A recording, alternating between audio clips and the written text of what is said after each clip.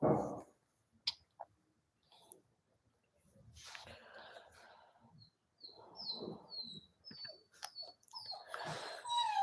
guys. Babe, you gonna feed Lori dinner? No. Oh, okay. Hi. I'm on live. So I actually was not gonna do Thursday live today. But Hope convinced me to do the live today. Because I completely was gonna cancel on you guys because I'm not well at all. I'm not okay. But I'm here. This is probably not gonna be a long live. Um, but Hope thought it would be a great idea for me to talk to you guys about my experience and things like that. So I'm here.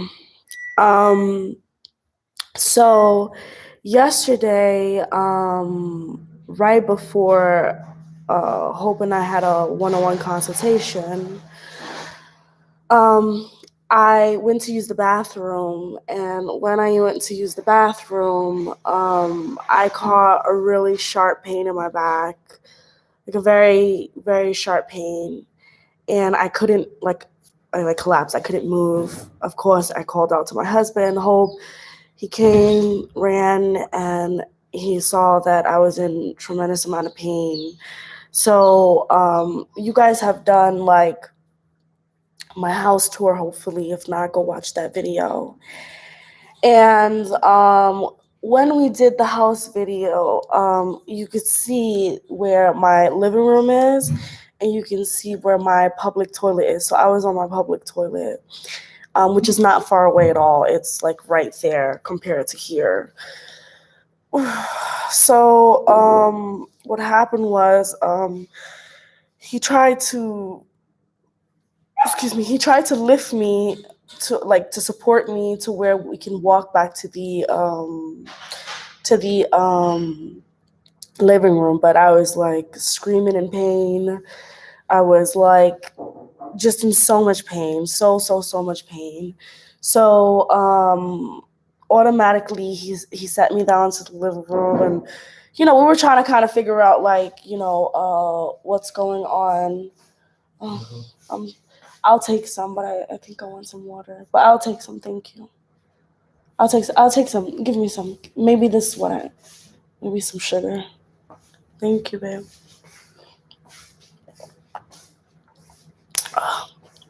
Okay. So yeah, I was just screaming in tremendous pain. Now, the pain was familiar to me because this happened to me 2 years ago. 2 years ago, when my daughter she was very tiny, and I was home alone, and I was folding clothes, and next thing you know, I just collapsed. I completely just collapsed, and I could not get up. It was like I was paralyzed, which was the same thing that was happening to me this time. I was in so much pain, I could not move my back. It's like I become paralyzed temporarily. And basically, what was happening when I went to the hospital in New York, and like, thank God the neighbors heard me screaming. So they called like the police, and then the ambulance came, and then they put me on a stretcher. When they put me on a stretcher, I went to the hospital, and then from what the hospital told me was that it was back spasms. Okay. Now, back spasms usually happen when people have been inside of like a major accident. I've never gotten to a car accident. I've never gotten to a plane accident. I mean, thank you, Jesus. I've never gotten to any accident. So it's like, why would this be happening to me? And it was a really scary thing at the time because my baby was so small and I couldn't lift her up. Like, guys, when I say I was literally folding clothes and I just like completely collapsed and I could not get back up. Now, fast forward 2 years later, it's happening to me again. I'm literally using the bathroom as normal, and then it's like I can't even move. So I suspected that it was probably the same thing happening again. So when I laid down, Hope asked me, like, how are you feeling? Like, what's going on? And I told them that, honey, oh, so sorry. I told him that I suspect that it's probably the same thing happening to me. Sorry, guys, that's Laurie. That's Laurie begging to come into the house because it's dinner time and she knows Hope is preparing her dinner.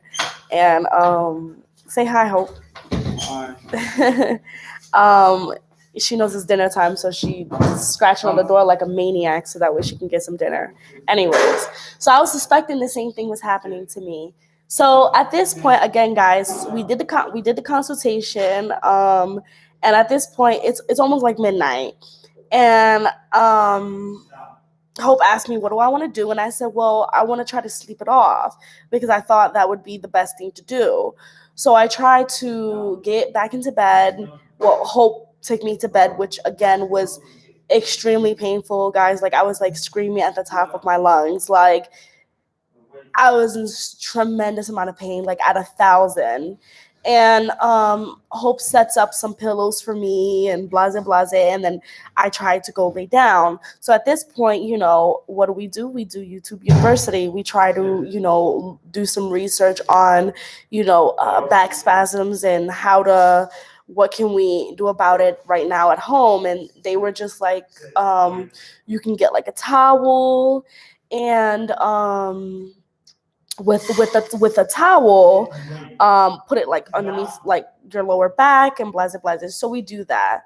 I go to sleep, and in the morning I'm still basically paralyzed. Like I cannot move. Every time I try to move, I'm screaming and crying in pain. So it's about 7 a.m.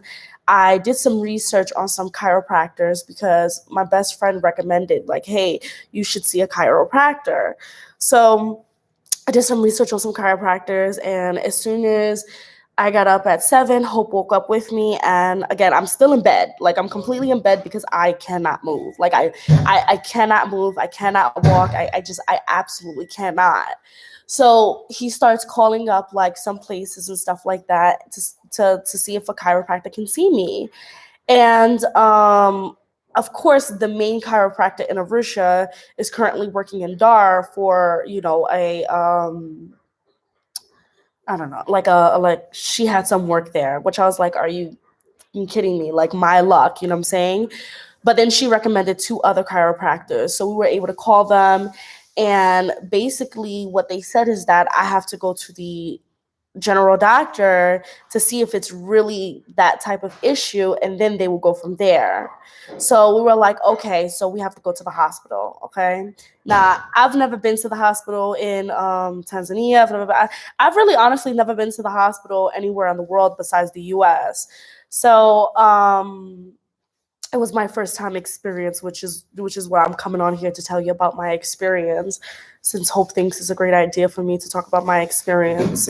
For other people, things can happen and you can end up in the hospital. Actually, that's not true. I did go to I didn't go to the hospital. I went to the clinic. That was to get my wisdom tooth taken out. Yeah, but that's different. This is like the hospital. Like this is the hospital. This is not the clinic. And it wasn't even a clinic. It was a very private dentist, and I got my wisdom tooth taken out. But I don't think that's the same. So of course I'm scared out of my mind. At this point, we know that we have to go to the hospital. So Hope makes me breakfast and we start to get out of here. Now, again, guys, I cannot walk. Like I literally, like, to walk, I'm like screaming in pain because my back is just in so much pain. So Hope puts like a bunch of pillows and stuff like that in the car for me to lay back in the back seat, because when I'm laying down, I feel more comfortable. And I can stand the pain more than when I'm trying to stand. When I'm trying to bending my spinal cord, forget about it. Like, guys, just kill me, like, for real.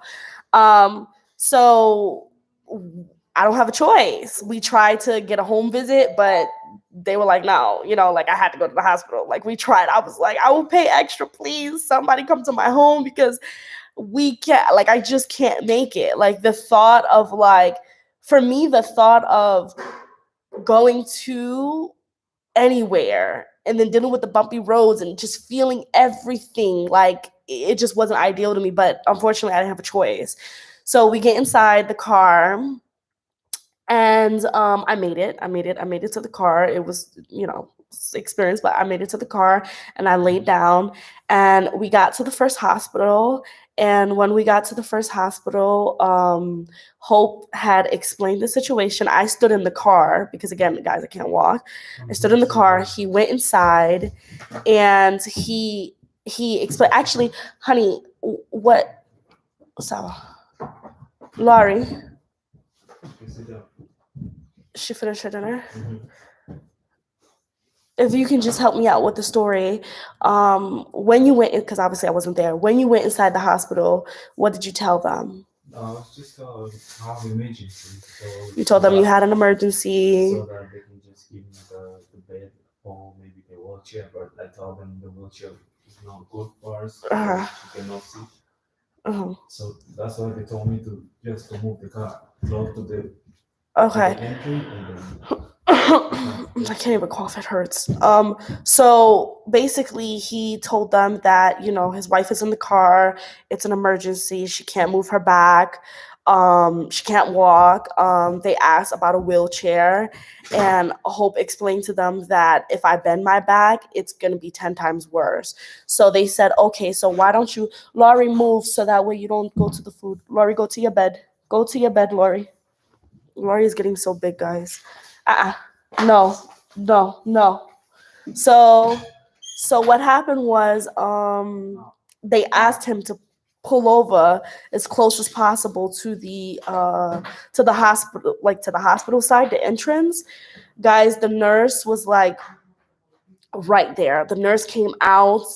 She came to the car. She came inside the car. She grabbed me. Like, I couldn't even believe how attentive, they were. Like I remember freaking giving birth in New York, and the nurse is just like, you have to wait. I have other patients. You know what I'm saying? And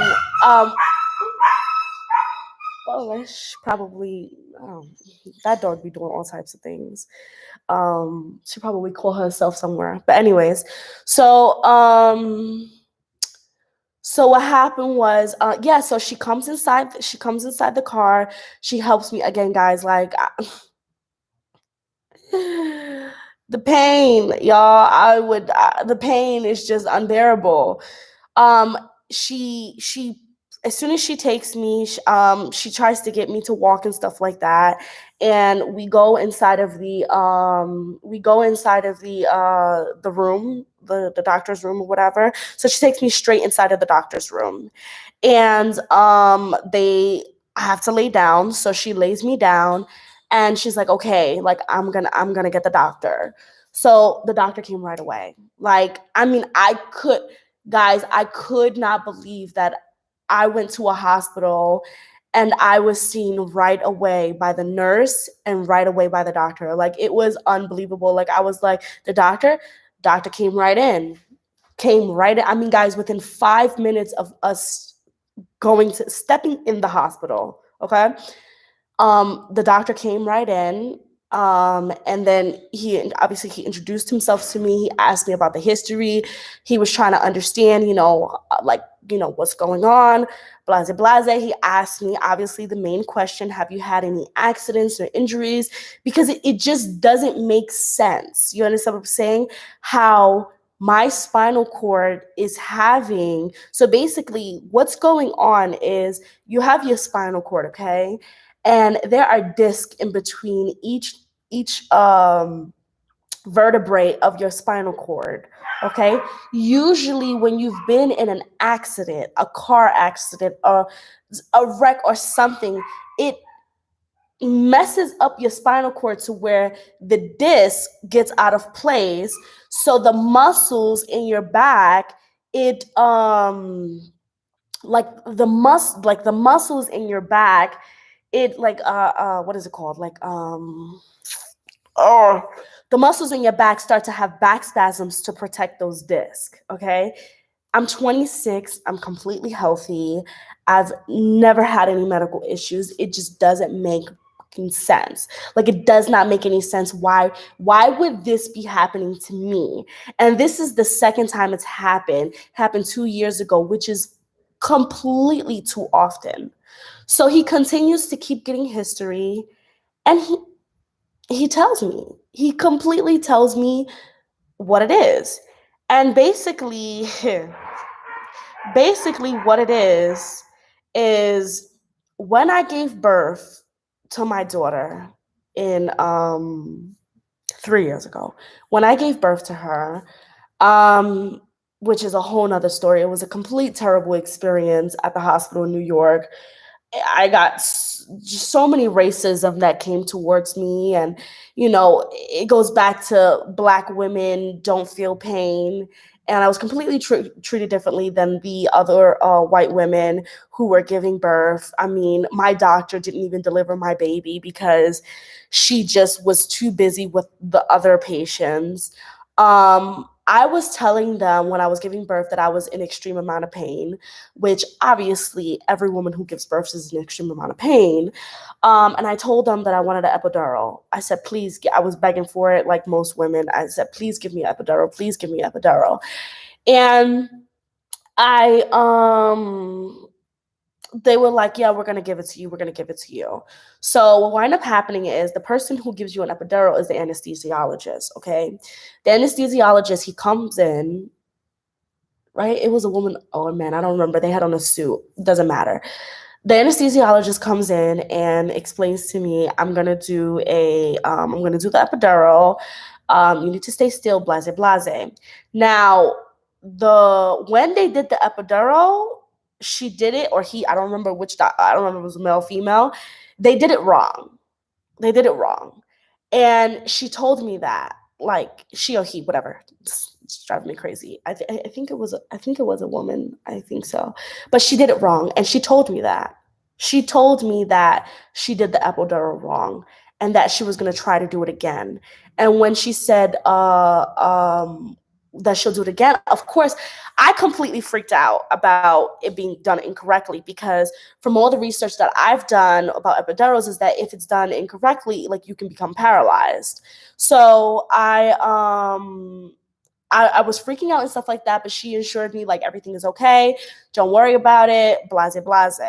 So I was like, okay. A year later, I have back spasms. 2 years later, I'm having more back spasms. So what the doctor told me here is that, and especially the placement, like, I'm having the back spasm on my fourth lumbar on my spinal cord, which has to be because of the epidural. It has to be, not because of the epidural, but because she did it incorrectly. She said it has to be. The doctor said it has to be because of the epidural. Now I'm in a situation where my spinal cord is basically fucked up. Like, I'm basically messed up on my spinal cord because of the mistakes that they did in New York. So he administers pain medication and gives me pain medication, which is basically putting a Band-Aid on my spinal cord. He gave me this pain medication, and then he recommended me to go to a different hospital. He recommended me to go to a different hospital because I just needed particular doctors that they didn't have in this hospital. So of course I was distraught and stuff like that, like, of the news that I was hearing and stuff. Which, again, by the way, this is all happening today. I was completely distraught and stuff, and the doctor was really nice. The nurse was really nice. They really explained everything to me thoroughly. And our blanket's okay? Yeah, it's fine. Oh, so. So everything, they were completely fine. Then afterwards, the doctor wrote me like a referral letter to go to the other hospital, very detailed, saying it's absolutely an emergency. I need to be seen right away, blase blase. And the biggest thing of it all after was they didn't charge us. They didn't charge us. which was unbelievable to me. The experience I got here in Arusha I can't even explain it. Like I feel emotional about it because they saw me right away. They took care of me. They explained everything to me thoroughly. They and then they didn't charge me. They didn't give me an emergency visit. They didn't even charge me for the injection that they gave me. Like I could not believe it. And the reason why, he explained he's not going to charge me is because he's recommended me to go to another hospital, and what you call it, and that he honestly felt like the doctor felt really bad about how much pain I was in. And obviously the mistake happened in New York, and they just wanted me to get better. That's all.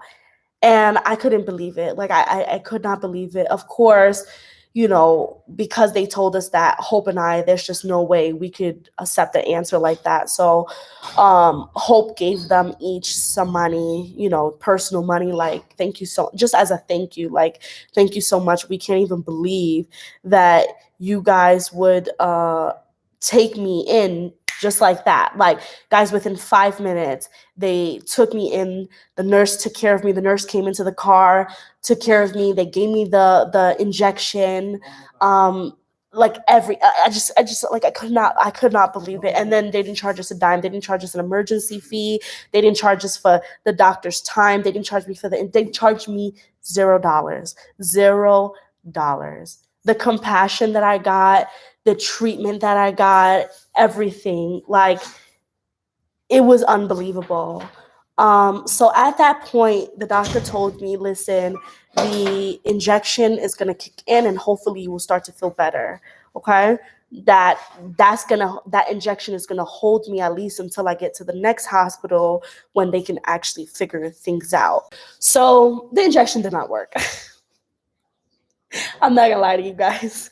It absolutely did not work. I was still at 1,000 pain. But it's because the injection is just not gonna fix the problem. You know what I'm saying? What was the cleanness for the facility? So for the first facility that I went to, both hospitals were private. They were private hospitals.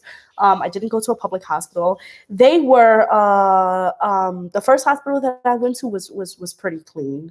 It was standard hospital. I don't think that there was nothing that screamed at me. There was nothing that screamed at me unsanitary. There was nothing that screamed at me that was nervous. It just felt like a normal hospital. The infrastructure and the engineer is not as top notch as I would say my New York one was. However, the hospital in New York has beautiful rooms. COVID. Says my internet connection is unstable. Okay, I think we're back. They I can't even cough. It hurts. They Asante. They like there was just nothing that screamed to me unsanitary or anything like that. It was pretty clean. The beds were clean. Everything was pretty clean. So, anyways, guys. So now I'm heading to the second hospital. The second hospital is a hospital.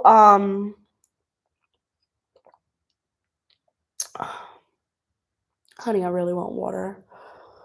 I'm sorry, Asante. Hope has been such an amazing husband. He's been taking care of me so well, for real. Like I don't think I would have made it this far without him. Like he's been just catering to me, just like helping me move, helping me walk, just making all the phone calls. He completely took the day off to make sure that he's like, I'm not leaving your side. I mean, he's been an advocate for me.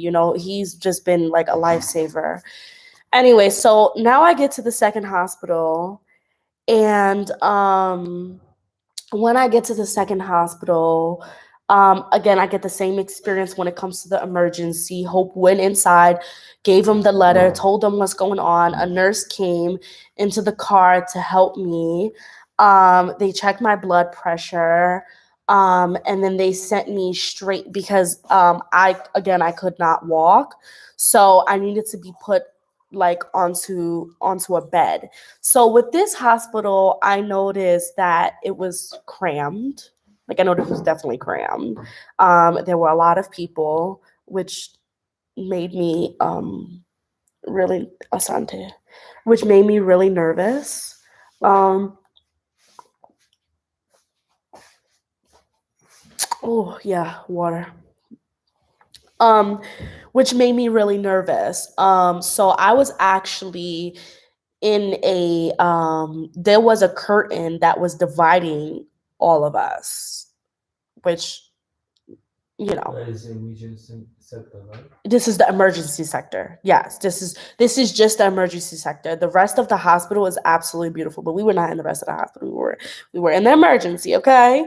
So it's like there's curtains, like white curtains, like the same as New York. You have that like like oh, how do I explain it? Like curtains, right? That's what they are. The curtains, like the ones that you just, But there were two people at a time. So I was actually next to a child, which was, a little awkward because I've never been inside of a room with another person. But I was like, okay, well, this is what it is.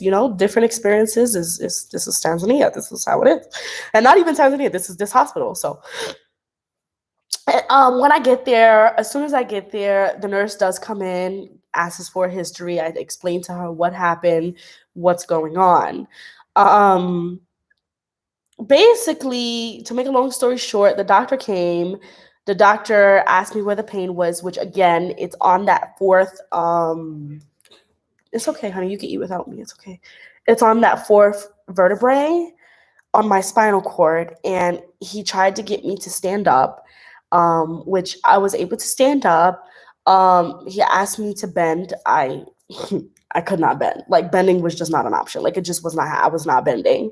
Um, and then he went back and they did a bunch of stuff. Da da da da. They did a bunch of tests, all of this stuff, and then they basically the conclusion was he gave me another pain medication. um at this point, all the hospitals can do is pain management. That's all they can do right now.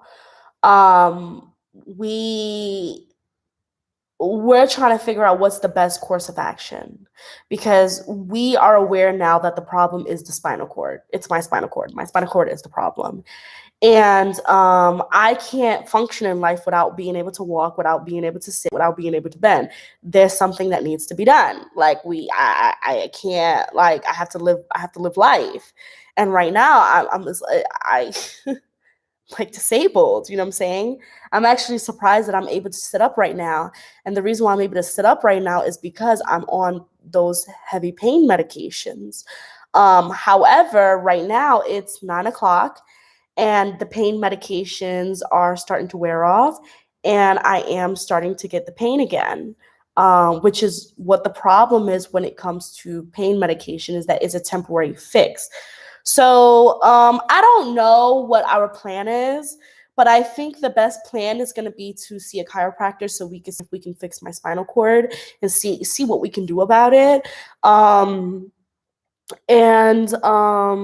And yeah, I think that's the best thing to do, because even as of right now, when I came home, I took a nap because the drugs were just so heavy that I needed to sleep, and I just could not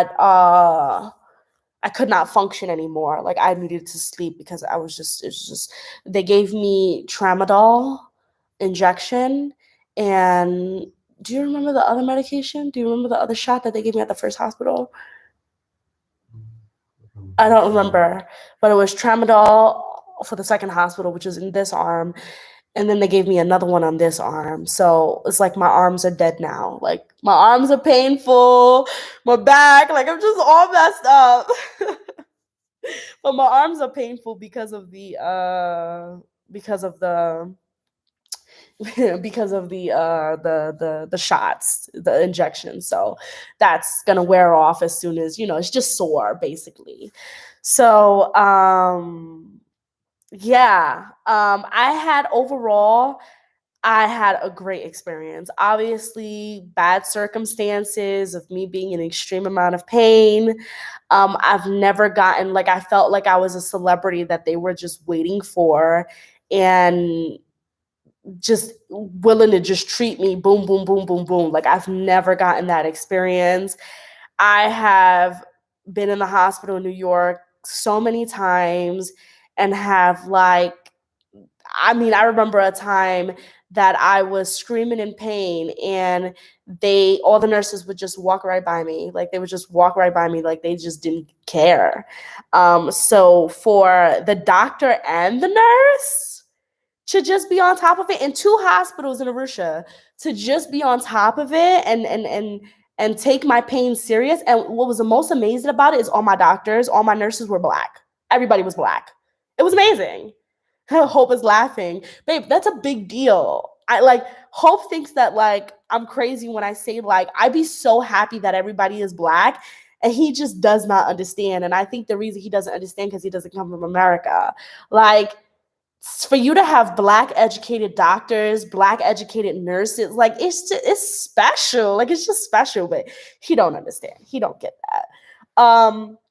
Everybody was Black. I told them what's so amazing is, which is the biggest difference. I told them I was in pain. I told them I was in pain and they believed me.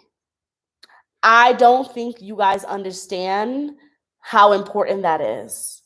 I told them I was in pain and they believed me. When I told the doctor I could not bend, like he believed me. He asked me to bend, and I told him that I could not, and he left it alone. If I went to a New York hospital with a white doctor, they would have made it seem as if I was faking it, I was lying. They would have made me bend just so that way they can see I truly am in pain. The fact that he believed me meant so much to me because I didn't have to put myself through more pain trying to prove to the doctor that I was like, I know how I feel. I know what I'm going through. You know what I'm saying? And it's a big deal. And the reason why is because they don't see me as a Black woman coming to the hospital. They see me as a person. Do you understand what I'm saying? That's a huge deal. Like, it's a huge deal to me. And I just want to thank all the doctors and nurses and for taking care of me because really, like, these people, they took care of me today, okay? Like they really did. And I appreciate it. I really, really, really, really, really, really, really do appreciate it. Um, what else do I have to say? Guys, if you have some questions, just ask me some questions right now. Like I said, I can't stay on long today because I'm in some pain. I'm not gonna lie to you guys. Like I'm sitting here and I'm in pain talking to you guys. I'm trying to, play it off, but I feel pain on my lower back right now. The pain medication is definitely wearing off. Um, but I really thought I was gonna skip this live today because I just didn't think it was appropriate for me to be in pain and come talk to you guys. But Hope really thought that you guys should learn about the experience here and da da da da. By the way, the second hospital.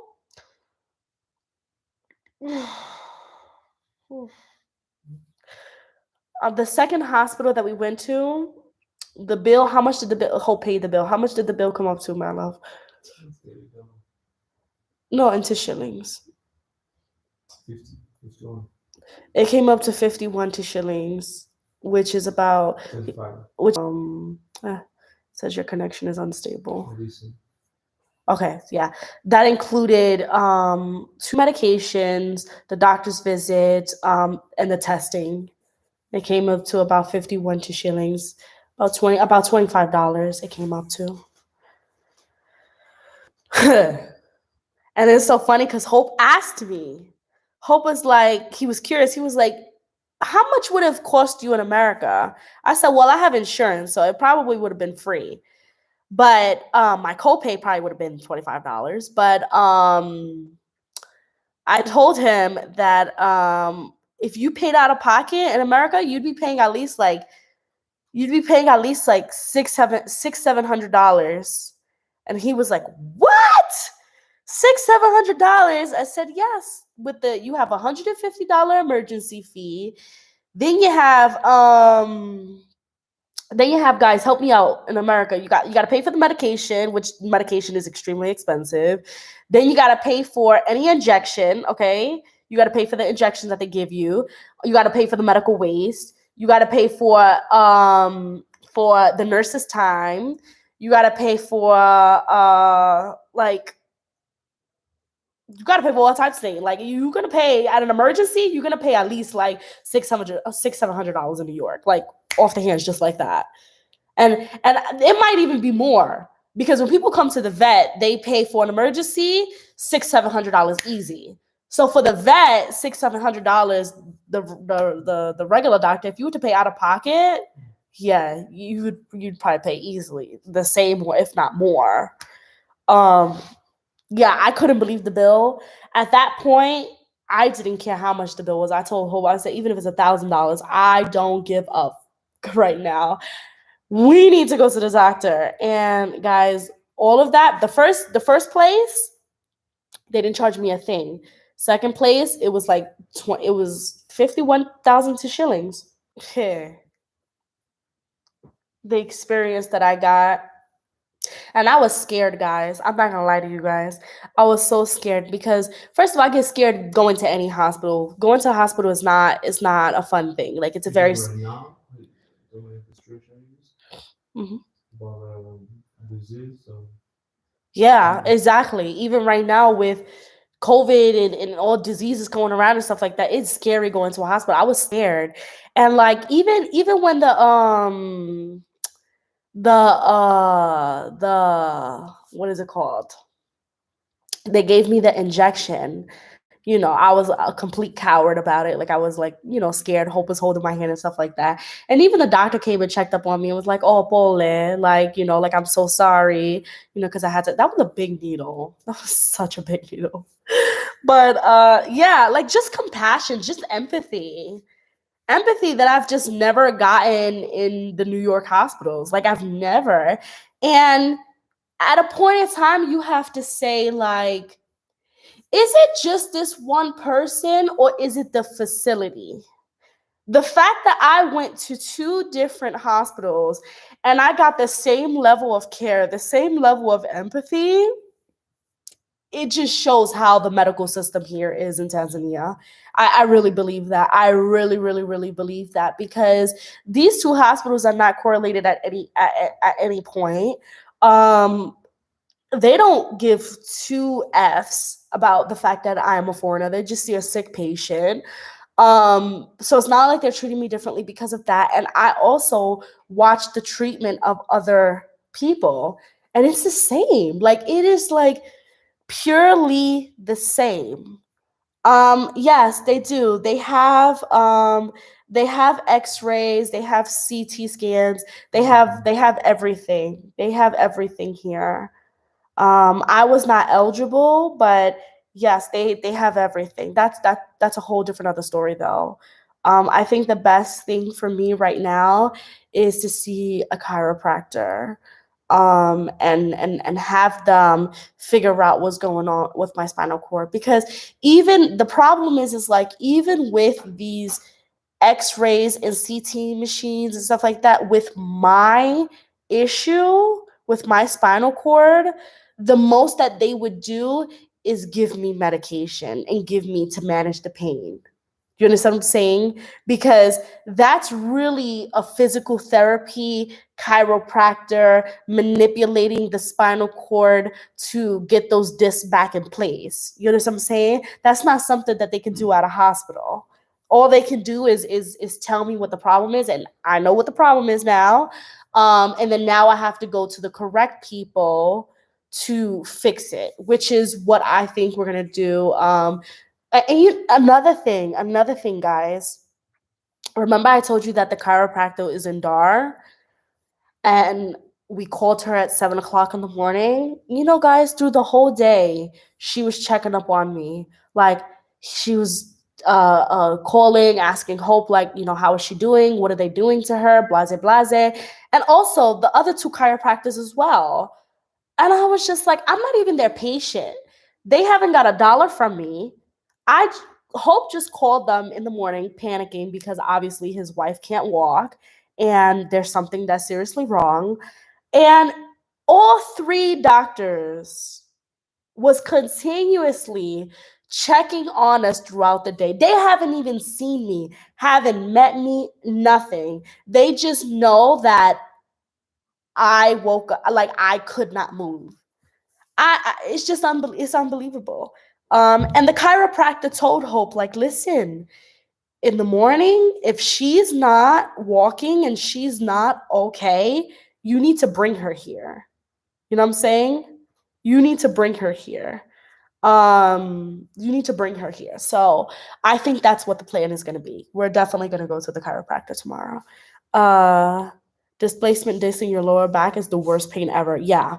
Like, I was telling my best friend, like, I would freaking go into labor and deliver 10 times before dealing with a displacement of your spinal cord, because you don't realize how much you actually need your back, how much, like, your lower back plays a part in everything that you do, in bending and walking and moving and being mobile, like, it's a huge deal.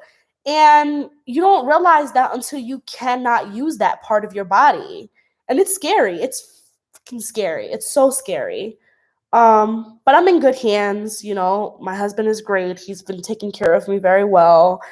And these doctors are just like all in, you know what I'm saying? Like, even the doctor at the second hospital gave Hope his number and said, listen, if there's anything, like, you can contact me on my personal number. When the is that going to happen in America, where the doctor says, if there's a problem, contact me? Everybody's like, shout out to Hope. Like, when would a doctor say that to you in America? Dude, I remember in New York. Oh, guys, I'm running out of energy. Oh, God. Man, I remember in New York, even, like, the doctor would say something, and let's say I would go to the pharmacy, and let's say that I would let's say I go to the pharmacy, and the doctor didn't say, like, he didn't put in all the right prescriptions or something.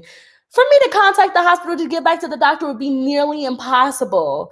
But yet I have this doctor who took care of me so well and said, listen, like, if there's a problem, you can call me on my cell phone and ask me anything. Like, boom, mind blowing. It's insane. Someone said, I hope the people from the village haven't done any magic on you. Really? No. I got this pain even before I stepped onto the motherland. This happened to me. If you haven't watched this whole life, this happened to me back 2 years ago, and it's because I found out today it's because of a mistake that they did when I was giving birth to my first child. They made a mistake and they messed up my spinal cord, and now it seems like this is a problem that I'm going to be having for the rest of my life. Hopefully not. Hopefully I can go to a chiropractor and they can fix my spinal cord, and they can, I really hope so, because it's really scary. It's absolutely scary. You can be doing anything. I told you guys the first time I was doing laundry and I completely collapsed. This time I was using the bathroom and the same thing happened. And it's really scary if you are by yourself, like this time I had Hope, but the first time I was by myself, and it's really scary. It's really, really, really scary. And it's crazy because going back, I wish that I never got the epidural. Um, and even before I found out today, it was the cause of the epidural. Well, it wasn't the cause of the epidural. It was the cause of the anesthesiologist placing the epidural incorrectly. That's what the cause is. If they had placed it correctly, I wouldn't have these problems. But I guess they didn't know what the fuck they were doing. I don't know where they went to school at, but you know what they say, American schools are the top notch. So yeah.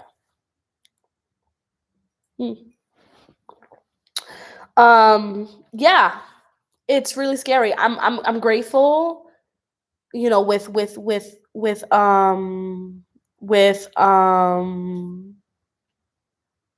pros. I try to think positive. I'm grateful that I'm not paralyzed because I could have been paralyzed.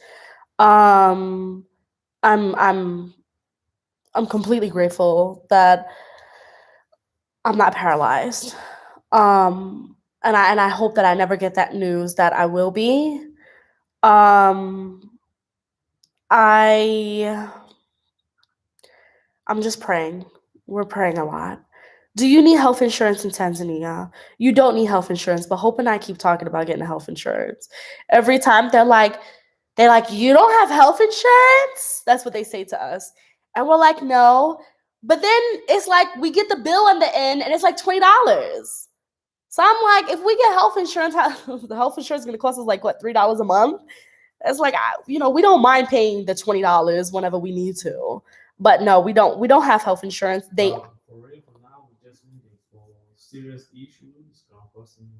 Yeah, no, we should get health insurance. We should definitely get health insurance. We keep talking about it. We need to get health insurance. But right now we just we pay out of pocket. Like even when my daughter was sick, Hope called the doctor. The doctor came. The doctor came inside the house, take care of my daughter, and we paid cash. And how much did that cost us? Like $20 as well. Yeah, it was like $20. It was like 50,000 to shillings. It was like $20, and he took care of her, gave her medication, blase blase. So I just feel like the bills are never that expensive to where I'm like, oh my god, we gotta get health insurance, you know. But yeah, we're gonna get health insurance. What you call it? Yeah, the reason why I say that about the epidural is because, guys, I tell you no lie. I swear to God. I swear to God. After she did the epidural incorrectly, 30 minutes later, I gave birth. 30 minutes later, that baby was coming out. And I was like, so what the hell did I get the epidural? What was the point of me trying to get the epidural when I could have held that pain for 30 more minutes and done it all the way natural. Like I could have done it all the way natural if I had just waited 30 minutes. Just 30 minutes. But the thing is like, because the doctor was so negligent to my pain and to what I was going through, guys, I tell you no lie. Let me tell you the story. So when I was giving birth, first of all, I went to the hospital in New York, and I went to one of the best hospitals, okay? Because it was my first experience and I was worried. And let me tell you guys something. Us as African American people, as Black people, or maybe I don't want to say all, but most of us, and don't lie, don't sit here and lie. Most of us think that if we go to white hospitals, if we go to expensive hospitals, if we put our kids in, the expensive private schools, that they will be treated better because the service is better. You know that you think that way also. Don't sit here and lie to me. That's how I felt. I said, I'm going to go to this top-notch hospital because I know I'm going to be treated well because everything is expensive here. Child, they saw my Black ass and they was like, oh, you in labor? I was like, yes, I'm in labor, I'm in pain, blase blase. They was like, how far centimeter are you and how far along? I was 5 days late. So I was 40 weeks and 5 days. And it was like, well, how And I was like, I don't know. This is my first child. I have no idea like how many centimeters I am. I don't know what the hell the centimeters meant. Like, and they were like, well, you can wait. You can wait in the waiting room. I waited in the waiting room for like 2 hours, y'all. They finally brought me up. When they brought me up, they told me that I wasn't far enough, and they dismissed me. And then once they dismissed me, I went home, and the contractions started increasing more and more. Kept getting contractions, blase blase. And when I got the contractions, I got to the point where I could not handle the pain anymore, and I said, I gotta go to the hospital. Gotta go to the hospital. Finally went to the hospital, and they finally admitted me because I was 5 centimeters. And when I got there, they put me inside of like actually they made me wait for a long time in the hallway. I was in a what are they called, honey? Those beds? A stretcher, right? Mm-hmm. I was in a stretcher, and I was in a stretcher, and I was in the hallway for a long time. And I kept complaining, I'm in pain, I'm in pain, I'm in pain. The doctor didn't see me until hours later. The nurse came, and the nurse, she was Hispanic. And guys, I thank God for this nurse. This nurse was a lifesaver for me. She was like Hispanics mixed with Black. She's like me.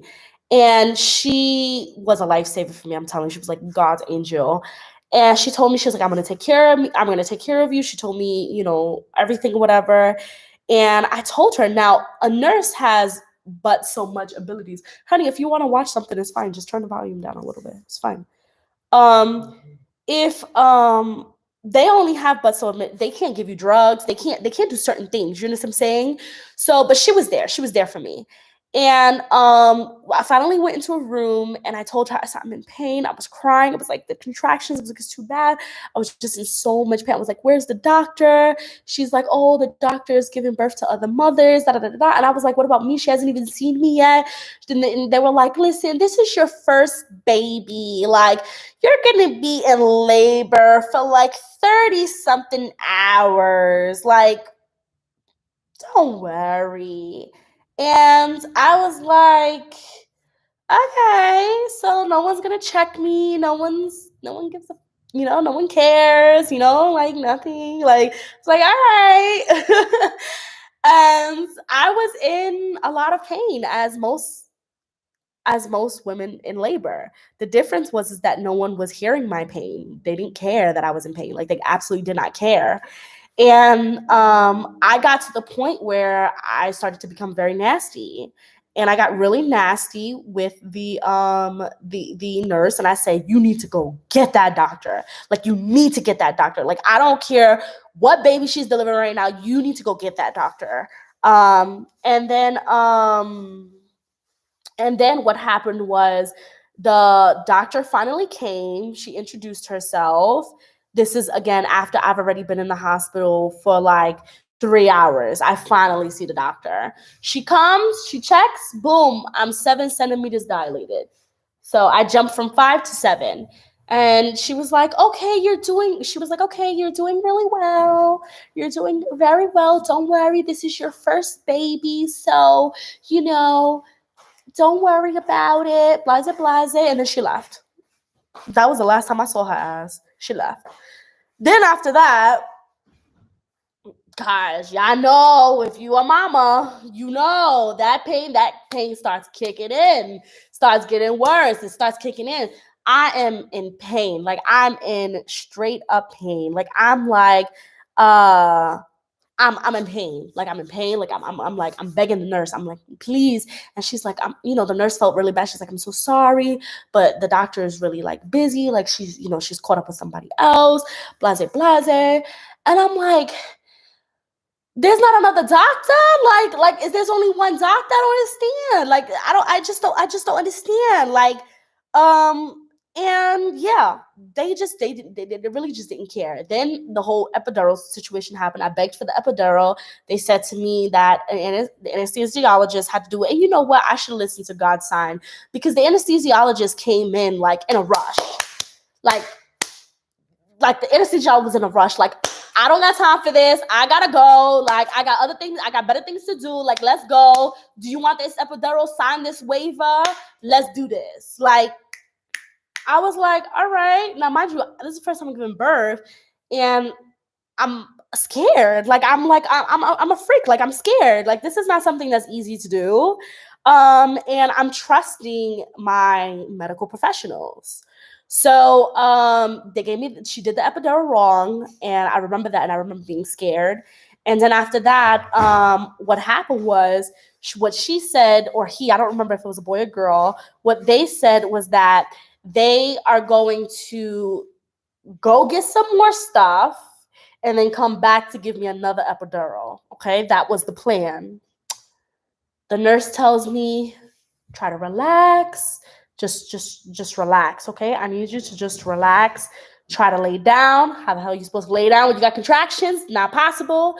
But she was like, just try to lay down and don't worry about it. You have a long way to go. That's what the nurse kept telling me. You have a long way to go. Then they explained to me, sorry to my male viewers, but they explained to me like, okay, when you're about to give birth, you know, you're going to feel this rectal pressure.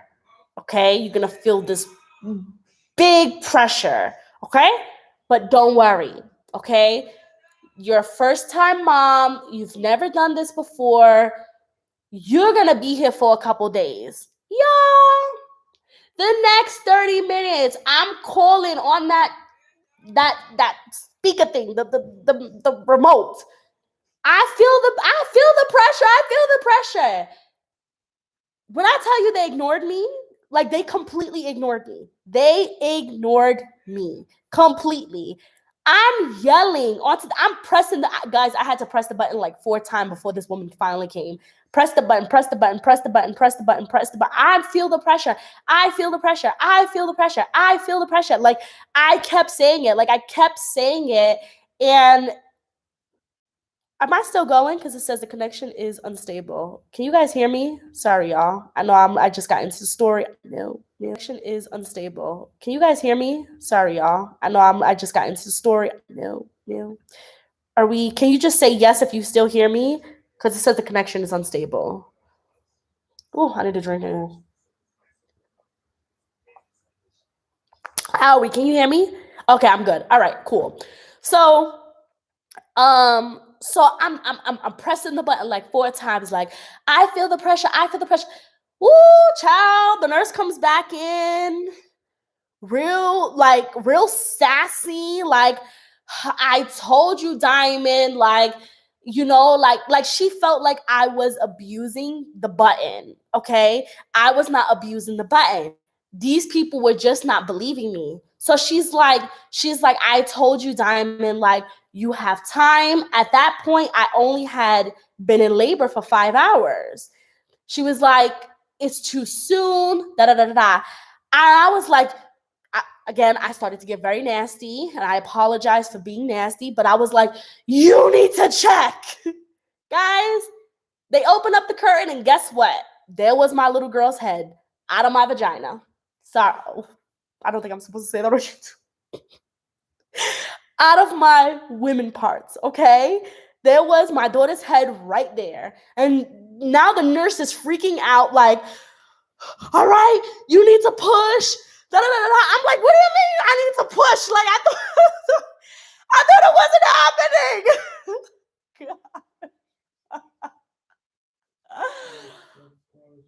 Oh my God. Like, it's insane. They call the doctor. Of course, the doctor does not come. Okay, she just does not come. So the nurse actually delivered my baby. I pushed, did 2 pushes, and the rest of the body was out. I was done. Okay, then obviously I had to push the placenta out, and that was that. Like that was that. So it was like if I had just waited 30 minutes, then I wouldn't have even needed the epidural. But And I kept listening to them I was in labor for 6 hours. I was in labor for 6 hours, and I was a first time mom. This was my first labor. Every woman is different, and as professionals, you should know that. But the thing for them is that it was very easy. It was very easy for them to just push me to the side and for them to be like, listen, we have, and you know what, y'all? It was like white Jewish women, and we know they come first, okay? Like they come first. And yeah, and I went to the best hospital in New York. I went far to get to this hospital because I was like, having that mindset of like, if I go to the most expensive, in the urban, in the what you call it, in the what are they called? Suburban area, in the really where the nice mansion houses are. I know I'm gonna be treated good. Like I just knew because I knew if you're from New York, I knew like if I went to Brookdale, I probably would have died. Like I just knew. Like I was like, if I go to Brookdale, I'm probably gonna die. Like I knew those bad histories with those hospitals. And I was like, I'm gonna go to the top-notch hospital. I'm going to, and guess what? They charged me for that epidural. They charged me, it was about $3,500 for the injection of the epidural. And then of course they have the medical waste, the nurses, the anesthesia, time and all that stuff. They still charge me for that shit. And here I am, 3 years later, freaking nearly paralyzed. Man, it's crazy. Is really crazy.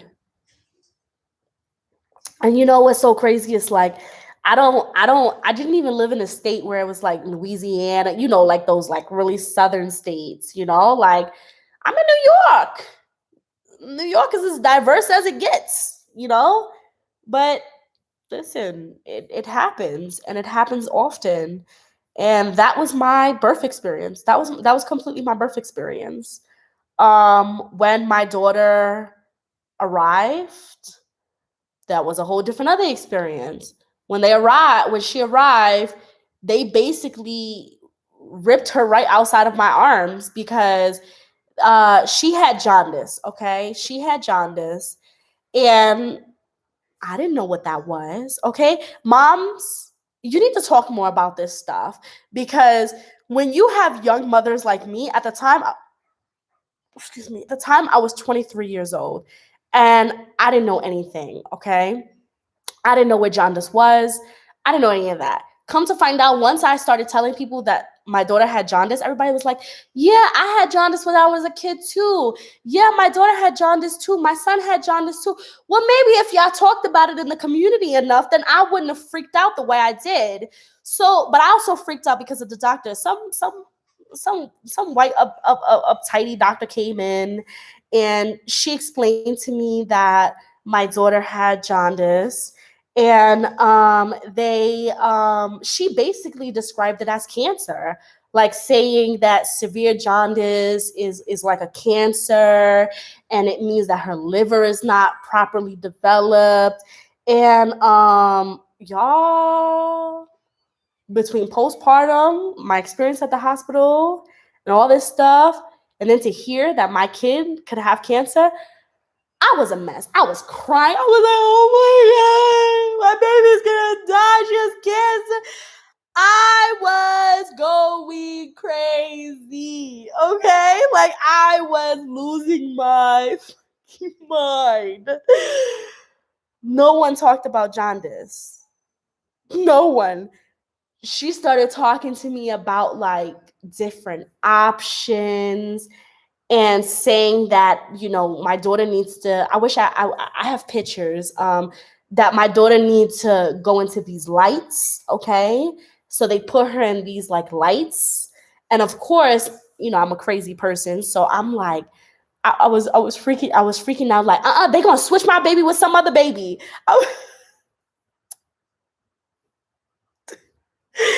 I was like, they gonna switch my baby with some other baby. I know how these stories go, da da da. But let me tell y'all something. This is between you and I, okay?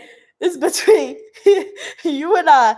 Y'all, I went to the nursery and I seen every other baby, and then I saw my baby was the only one with lips. I was like, they can't switch my baby. I know my baby lips from any. I know my baby lips from any other baby. God forgive me, but it's the truth. It's the truth, y'all. It is the truth. I looked at all those other babies, and then I looked at mine, and all you could see was these big, juicy lips. I was like, yeah, I wasn't worried after that. I was like, they ain't switching my baby. My baby, the only one with the lips in the hospital, so I ain't worried. Oh, it feels good to laugh, man. It really does, because today I've been crying all day. It's been a stressful day. But yeah, my daughter was the only one with lips up in there, okay? So they wasn't switching my baby. But yeah, they put her on the lights and stuff like that, and they test her for stuff. Another thing that pissed me the off, okay? Really pissed me off. So I was pumping, okay? I was pumping, and I walked my behind from my room to that nursery every 2 hours to give them milk. They told me the last time, the time that I went to bring milk, and they said to me, "Oh, baby, can you give me the charger, please?" They said to me, "Oh, we gave her formula." And I was like, on whose authority?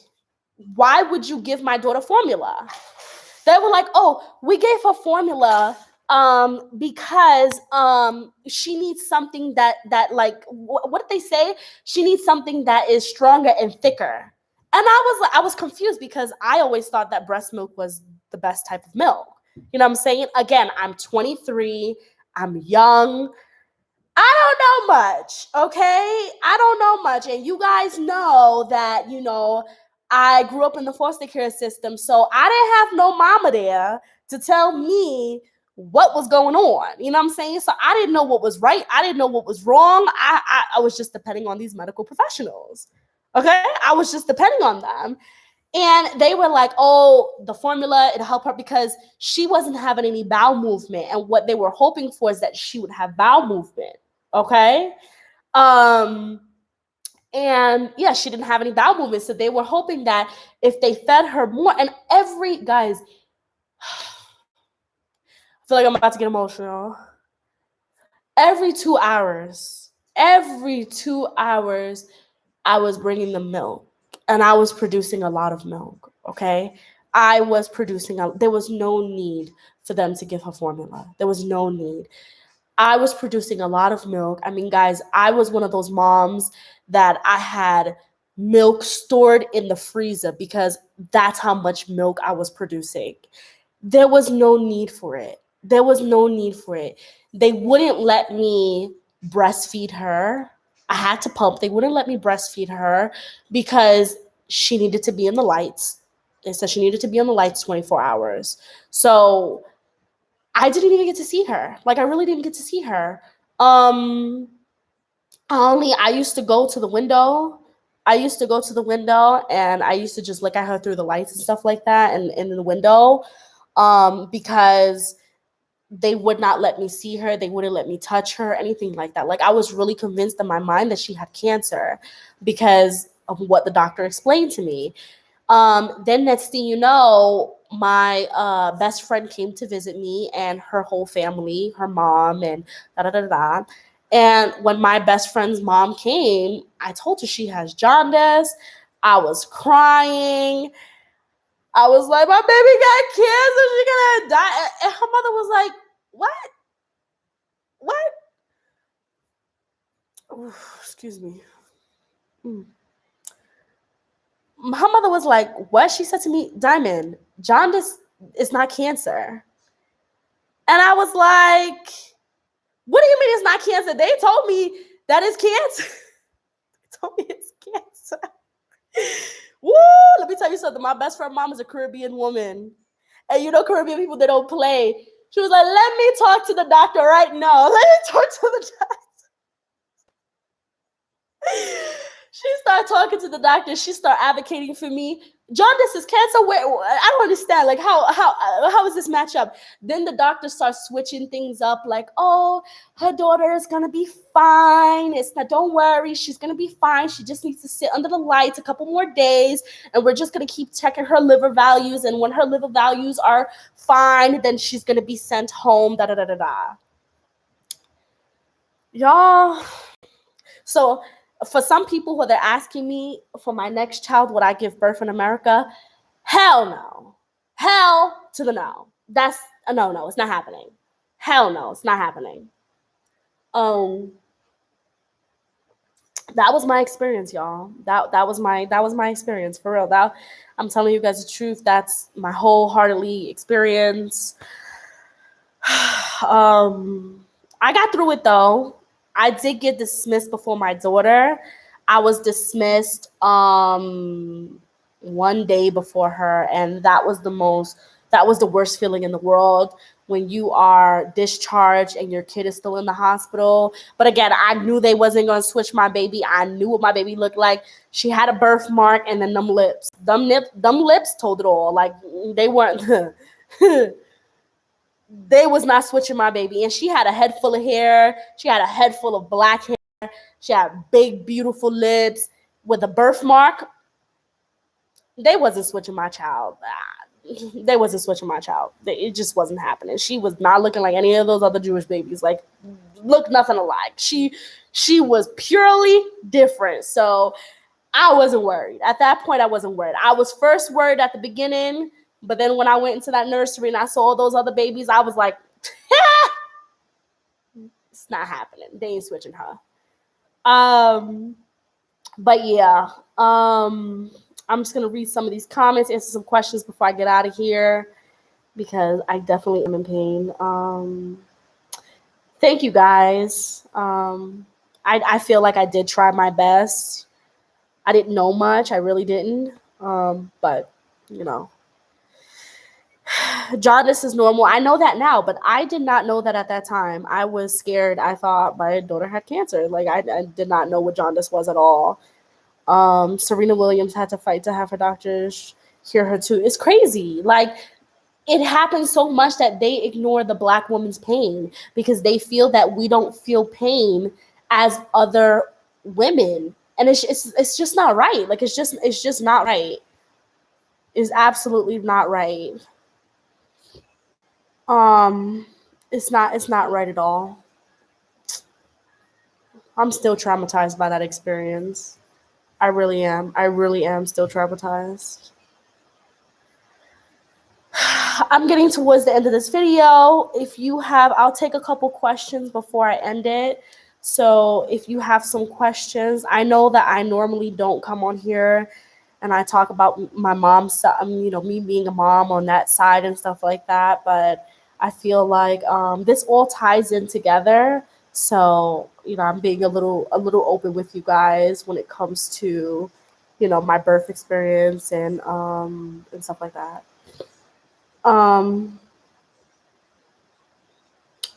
Would I get a doula next time, even in Tanzania? Maybe I don't know what that means. What's a doula? Like a nurse? A doula? Is it a nurse? It said, would you get a doula next time, even in Tanzania? Is that like a nurse? Like a midwife? Is that what that is? Like a midwife? Like a midwife, yes. Hope is like, I don't know what you're talking about. It's a midwife. Yes.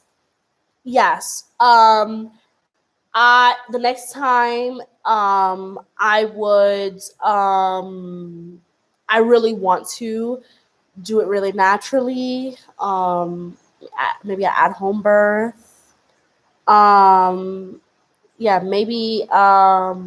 Maybe an at-home birth, or just very calm, completely natural, with a midwife. Yes, with a midwife. I would like to do it with a midwife. Absolutely. Because My first pregnancy, I was in labor for 6 hours. I didn't have any problems. I gave birth naturally. 2 pushes, she was out. So as long as the next time everything still goes smoothly, I would like to do it really naturally. I feel like that's like the African dream. Like I would like to do it. Even somewhere like I see myself like in nature. Like I just want to hear the birds tripping. The birds are tripping out here, chirping. I want to hear the birds chirping. I want to hear waterfalls. Maybe I'm living in a fantasy, but I just want to be in a really calm kind of spa environment and give birth. I heard that the more kids you have, they come out faster. So if my first birth was 6 hours, you never know what the next ones will be. But yeah, I would like a midwife as long as everything went well during the whole pregnancy. I think a midwife would be perfect. Now, if I had complications or high risk, yes, I would probably do a hospital. But even so, I think the hospital experience in Tanzania would be completely different than the hospital experience in America. You know, I even have a friend who actually gave birth here in Arusha, and her experience is completely different than when she did in the states. Like it's completely different. So yeah, but I heard when you go to the hospital, they give you good food. I heard they give you real good food, like not that crap that they give you in the U.S. In the U.S., the food was so disgusting I couldn't even eat it. But I heard out here, y'all, they be giving you ugali with some stew. They give you guys like, ooh, I heard about it. Good. Um, Let me see. What you call it? There's a birthing video that takes place in Mexico. It is extremely. Yeah, I think I know exactly what birthing video you're talking about, and that's the one that I inspire to be like. I'm pretty sure we're talking about the same video. Someone asked about a chiropractor. Would it help if you saw one? Yes, which I think is the plan for tomorrow. I think the plan for tomorrow is we're gonna see the chiropractor and see if she could fix my spine. I think that's the plan because, oh, guys, I think I have to go. Um, oof. Yeah, I think that's the plan for tomorrow because the chiropractor would know the spinal cord, and it's my next best option to fix what these people did in New York. Erica Badu was Tiana Taylor's midwife. She gave birth at home. Yeah, I feel like as long as you have a healthy pregnancy throughout the whole pregnancy, you can give birth at home and hopefully there shouldn't be any complications. You know what I'm saying? But if you're high risk or you have complications from the beginning, then you need to give birth in the hospital. You definitely need to give birth in the hospital. And then I think about it when we're talking about I think about it when we're talking about even my first birth. My first birth, I basically gave birth with the nurse. You know what I'm saying? So the doctor wasn't even there. The nurse wasn't a midwife. She was. Are nurses in the hospital midwives? No, right? They're just RNs. I don't know. I don't actually know. I don't know if nurses in the hospital are midwives or are they technically just RN regular nurses. I don't know. But however, the nurse is the one who actually delivered my baby. So because the nurse delivered my baby, I don't see why I couldn't do it naturally with a midwife. It just feels like that would be the best thing to do. You know? Oh, my water is out. All right, guys. I love you guys. I'm surprised that I even made it this long, an hour and 20 minutes onto this live, but I really have to go. I'm feeling really dizzy right now. I think it's the medication, and I am feeling tremendous pain on my spinal cord. I love you guys. Thank you so much for listening. Shout out to Hope for getting me to do this live today because for real, your girl was gonna cancel on y'all. I was not gonna do this live because I was like, I don't even know what to talk about. Like, I'm in too much pain to come on this live. And he really thought that it would be really important for you guys to know about the healthcare system here, and just talk about my experience. And I think it's really important for you guys to hear my experience as well, because it's very different than my experience over there and stuff like that. But thank you guys so much. If I don't post, I apologize ahead of time. It's just because, y'all, I'm trying to get walking again. Okay, like right now I am just I'm on the verge of paralyzation. You know what I'm saying? Like I'm trying to get myself together. And right now, the most important thing, as Hope keep telling me, is that it's my health. My health is the most important thing right now. So I appreciate your support. Please keep, like, share, comment my videos and stuff like that, and just be patient with me with the next upload. I'm hoping we will see the chiropractor tomorrow. Or I'm not hoping, we will see the chiropractor tomorrow, but I'm hoping that she will give me some good news and know how to, my biggest fear is that they're going to have to do surgery to correct my spinal cord. That's my biggest fear, and I don't want that to happen. So as of right now, I'm still crippled. I think it's going to be really difficult for me to get up after this video, because I've been sitting up, and this is the first time I'm really sitting up. And yeah, don't worry about me. I'm in good hands. My husband's here. He's taking very good care of me. And I love you guys. Thank you so much for listening and supporting me and just being there by my side. For real, for real. I love you guys. So with that, pray for me. That's the biggest thing. Pray for me. Pray for me. If you are religious, please pray for me, because I want to walk.